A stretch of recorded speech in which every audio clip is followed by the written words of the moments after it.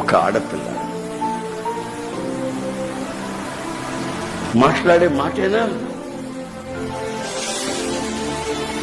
నేను డబ్బులు కొరకు కాదమ్మా, ఖాళీ లేక అని చెప్పి మొత్తం మీద ఆ ఖాళీ చూసి ఒక రోజున ఆ ప్రార్థన కూటం పెట్టానండి. ఆ బిడ్డ ఇచ్చింది అట్లాగే తీసుకెళ్ళి తల్లికి ఇచ్చాను. మీ కూతురులా చేసిందమ్మా. అదేనండి 2 రోజుల నుంచి మేము అడుగుతున్నాం, సమాధానం చెప్పదు అంటే అబద్ధం చెప్పదు చెప్తుందా తల్లి? అబద్ధం చెప్పదు అమ్మాయి. అడిగితే సమాధానం చెప్పట్లేదు, వెళ్ళిపోతుంది అటు ఇటు. అబద్ధాలు చెప్పి దేవుని సన్నిధికి వచ్చిన ఆశీర్వాదం ఉండదు. నేను ఇద్దరికి చెప్పా, నువ్వు అబద్ధాలు చెప్పి ప్రార్థన మందిరానికి రావద్దని. నువ్వు మోకరించి ప్రార్థన చేయి, నీ భర్త మారుతాడు, మీ వాళ్ళు మారిపోతారు. వాళ్ళే తీసుకొచ్చి నిన్ను కొడుకులు పెడతారు. వాళ్ళు కూడా వచ్చి కూర్చుంటారు.